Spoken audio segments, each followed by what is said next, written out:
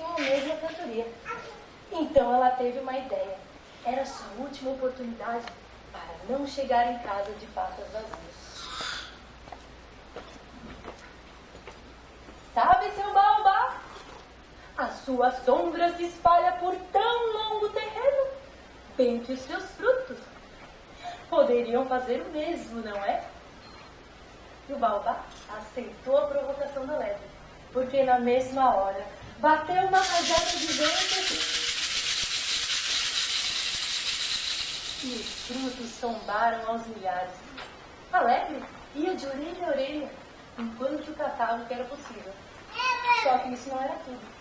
Como se não bastasse, o baobá ofereceu o seu coração à lebre, cantando.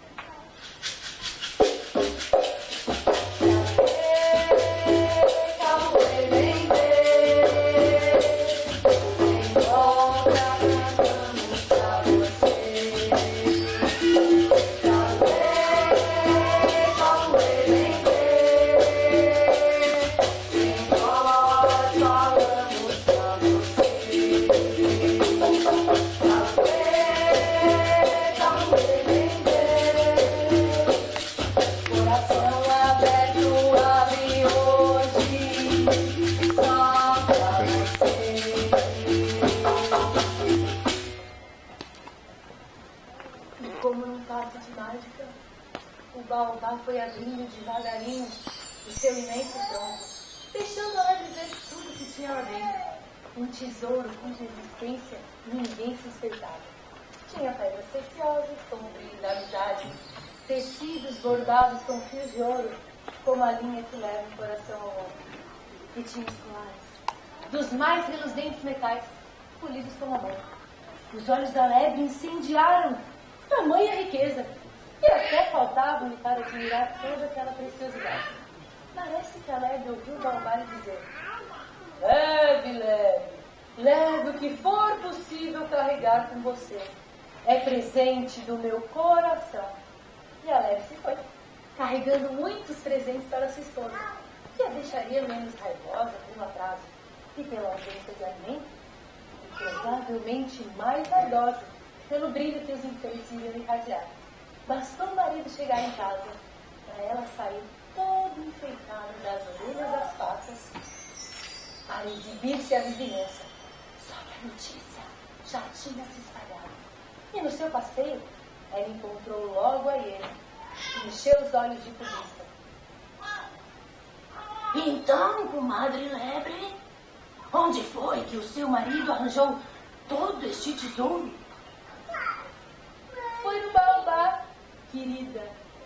E ela ainda aumentou a história para parecer mais importante aos olhos da vizinha. Porque quanto mais a lebre descrevia a aventura de seu marido, mais a hiena pescava de inveja. Eu também irei a esse baobá. Pode esperar. Quero só ver o que ele tem para me dar. Dito e feito. Entre o pôr do sol e o amanhecer, lá estava a hiena para tentar a sorte no baobá.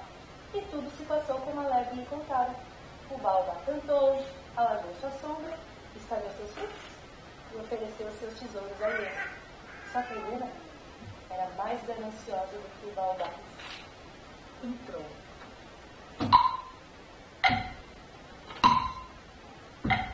E foi pegando tudo. Caiu na besteira de levar um enorme cesto para encher-o de joias. E ainda fez pouco caso quando pensou ter ouvido o baobá dizer: leve, hiena, leve o que for possível carregar com você. É presente do meu coração. Com um riso traiçoeiro, a hiena dizia para si mesma: eu quero isso, eu quero isso, eu quero tudo isso só para mim. E se não puder carregar tudo hoje, pode estar certo de que voltarei em breve para dizimar todo este tesouro. O baobá pressentiu o perigo. Rapidamente ele fechou seu tronco, o seu coração, e a hiena ficou lá, presa para sempre. É por isso que os baobás não abrem mais os seus troncos, nem para os homens e nem para os animais. Imaginem os intermináveis tesouros em que há em cada uma dessas grandes árvores. Deste um dia em diante, tudo ficou muito mais difícil para as hienas. De repente, elas se viram obrigadas a vagar numa procura de carne morta. Nada do que havia de certo. Os baobás continuam desafiando o tempo e os homens. E nós podemos escolher se queremos ser como as hienas ou como os baobás.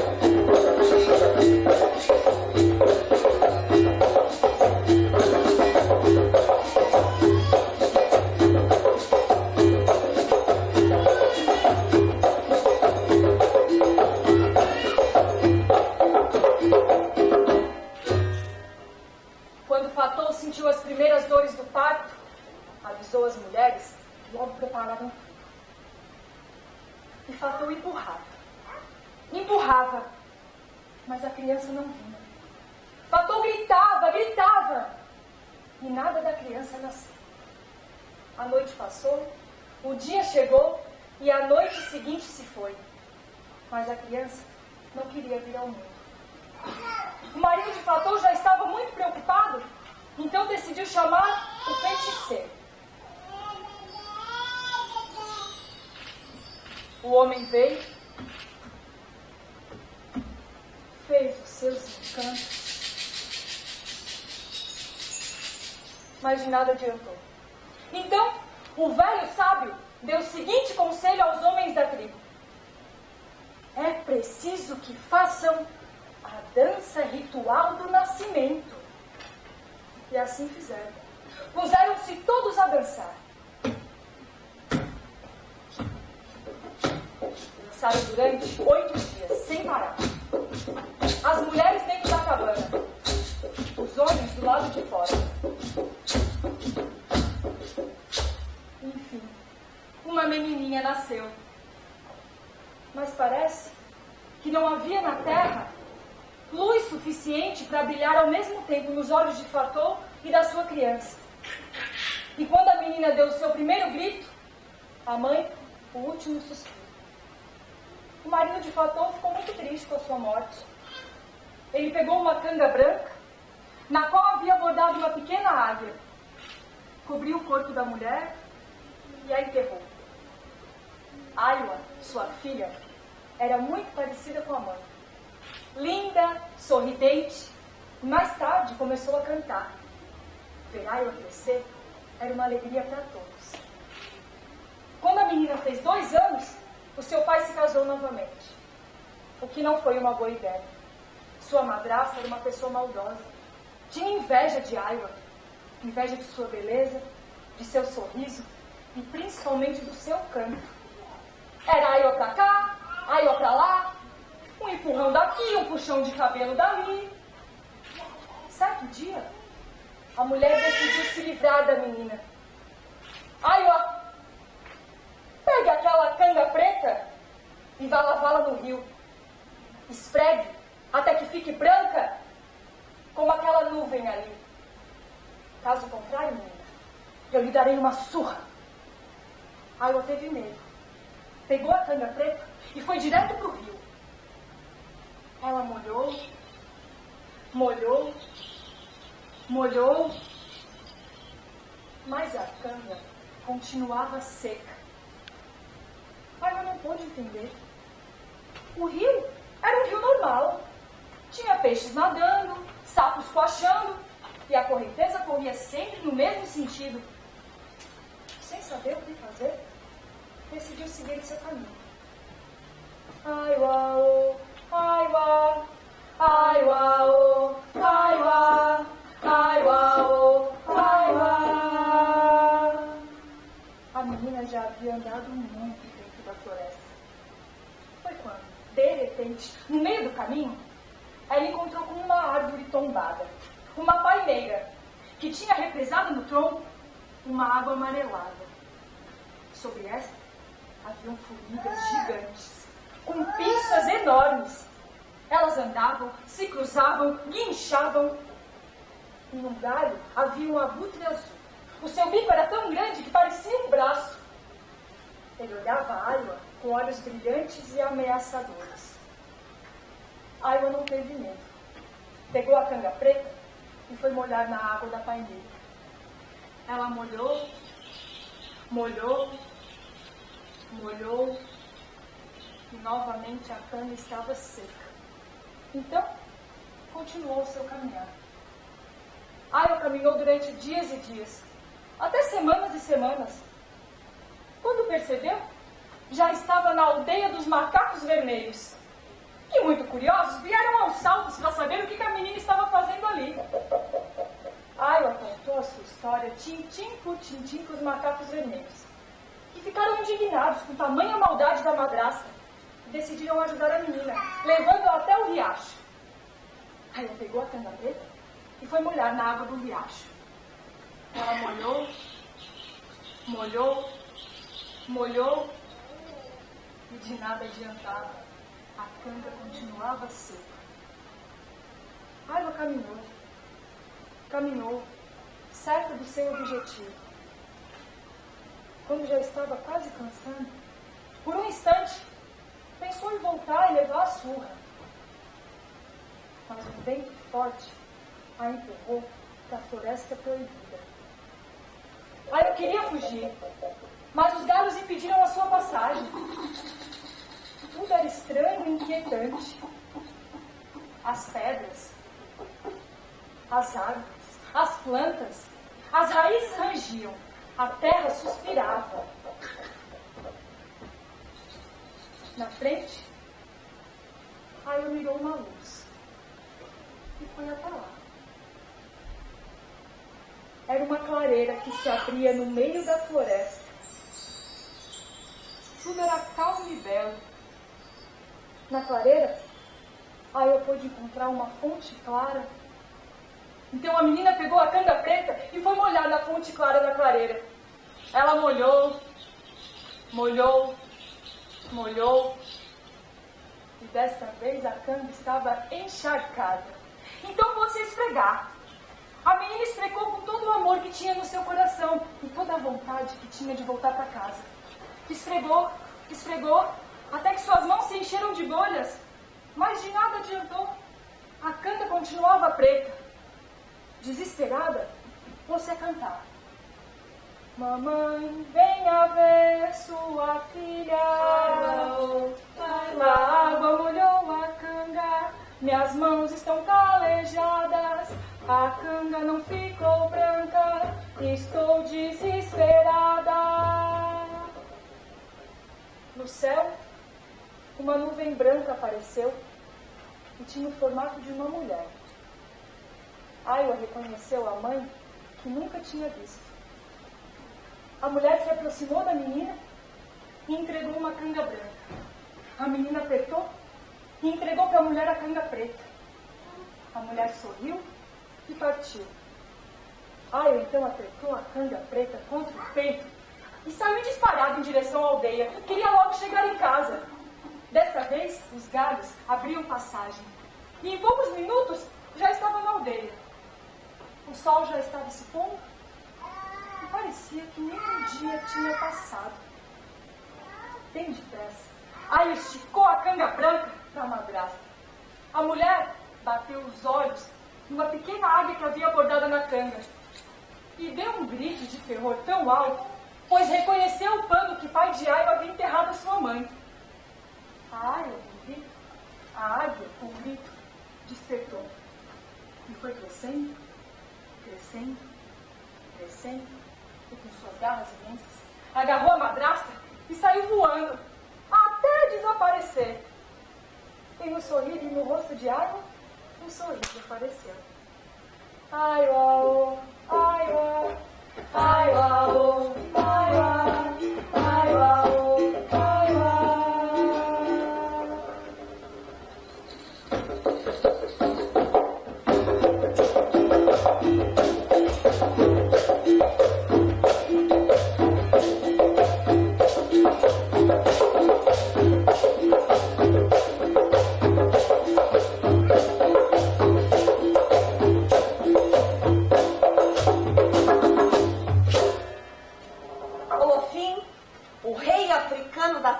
De fé, adorava festas.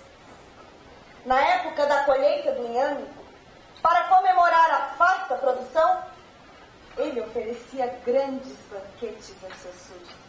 Mas ninguém podia comer o inhame antes dos festejos. Certa vez, no dia da festa do inhame, para comemorar a farta produção, ele ofereceu grandes banquetes a seus súditos e se instalou no pátio do palácio. Lá estavam todos reunidos, seus súditos, ministros, escravos, mulheres, todos em seus devidos lugares, quando os tambores começaram a soar.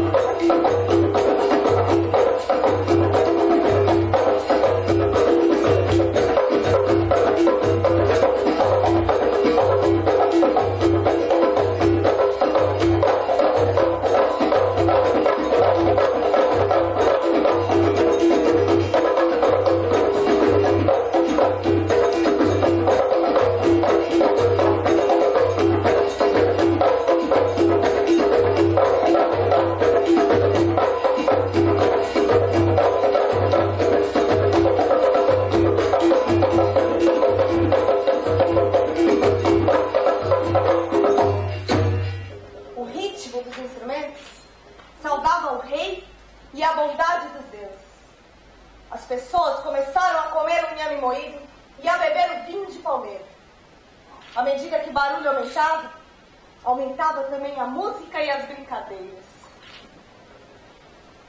De repente, um enorme pássaro surgiu no céu e pôs-se a fazer manobras acima do palácio do rei. Todos acompanhavam seu trajeto com olhos assustados. Finalmente o pássaro pousou no telhado do palácio. O bicho era assustador. Suas asas eram tão grandes que imediatamente derramaram uma sombra desagradável sobre o pátio do palácio.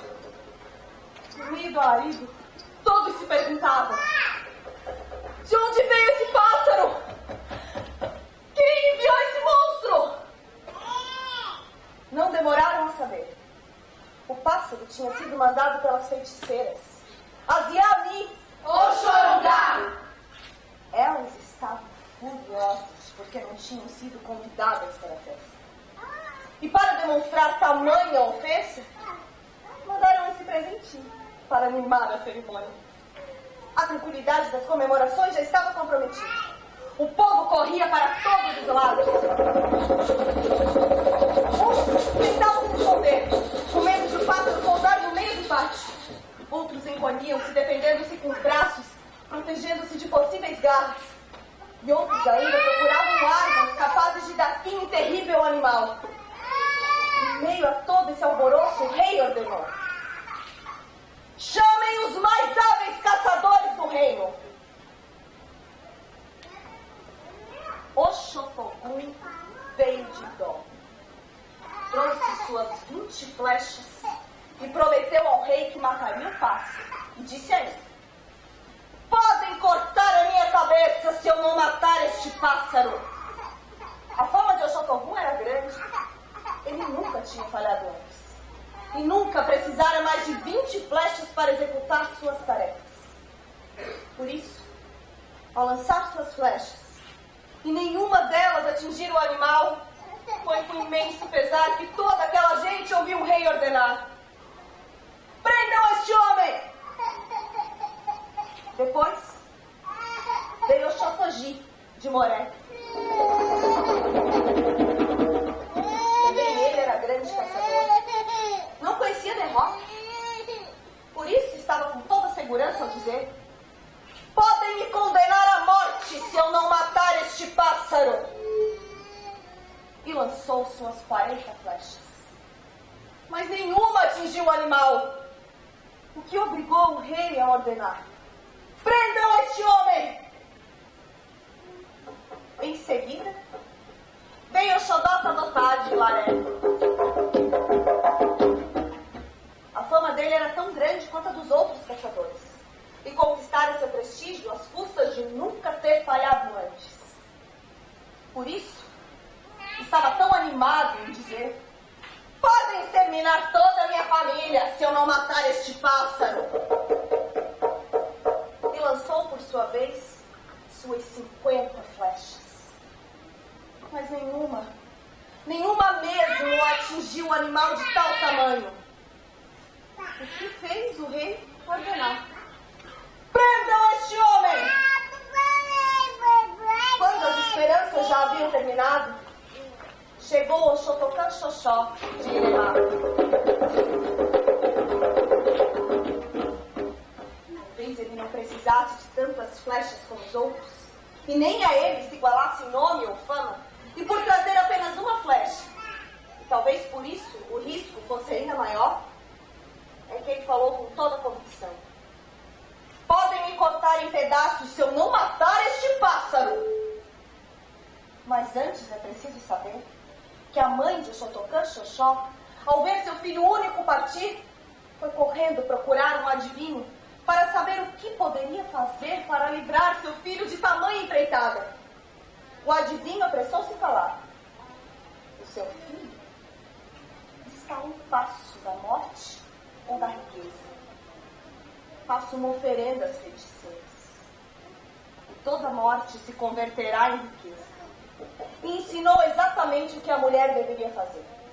Ela seguiu passo a passo, e ao colocar o presente no chão, gritou com toda a sua força: que o peito do pássaro receba este presente! Nesse mesmo instante, o Xotocã Xoxó tinha esticado seu arco e puxado sua flecha. Parece que o conjunto dito pela boca da mãe chegou ao peito do pássaro no momento exato, pois ele abriu suas asas para receber a oferenda e levou uma flechada bem no meio do coração. Ele caiu no chão e fez um barulho ensurdecedor. Chegou a afundar alguns metros devido ao seu tamanho e peso, mas enfim estava morto. Todos corriam daqui e dali. Foi o Xotocã Xoxó! O Xotocã Xoxó matou o pássaro! Viva o Xotocã Xoxó! Viva! Guerreiro de uma flecha só! O Xotocã Xoxó pediu ao rei que libertasse os outros caçadores e ainda ganhou metade de todo o reino como recompensa. E agora todos cantam e dançam, também em homenagem ao Xotocã Xoxó, o guerreiro de uma flecha só. Não deveria, que babina não deveria, não deveria, que babina não deveria, não deveria, que babina não deveria, não deveria.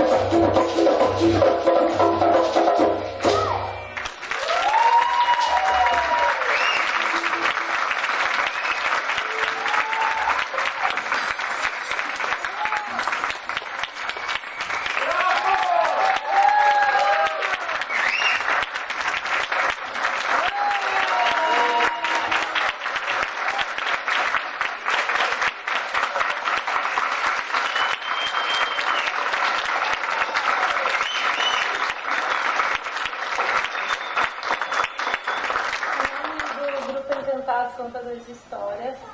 Quero agradecer muito a presença do Caxambu. E esse foi um motivo bem especial, porque a Paty já fez parte do Encantados. E nós tínhamos montado esse espetáculo para o grupo. E como ela saiu, a gente não tinha apresentado mais. E aí nasceu o grupo Caxambu, que deu continuidade. E nós aproveitamos essa data comemorativa para dar esse presente para o grupo. Agradeço muito a presença de todos. Amanhã ainda tem mais. Às 16 horas, o espetáculo Vou Encantado, com entrada gratuita. E posso apresentar cada um. A Lana.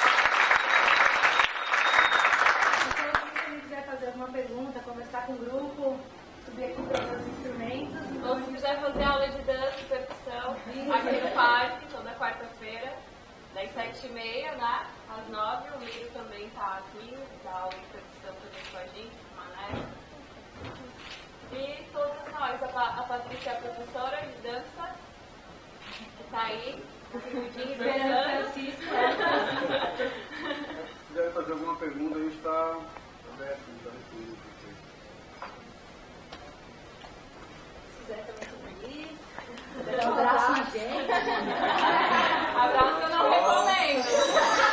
O abraço abençoado. O Miro, ele é professor de percussão, então ele tem os instrumentos que ele mesmo confecciona, como resto de cano, papelão. Quem quiser dar uma olhadinha no instrumento também, Esse aqui é feito na estrada de linha. Essa aqui é a caixa da pizza, a tampa. Aí faz somzinho.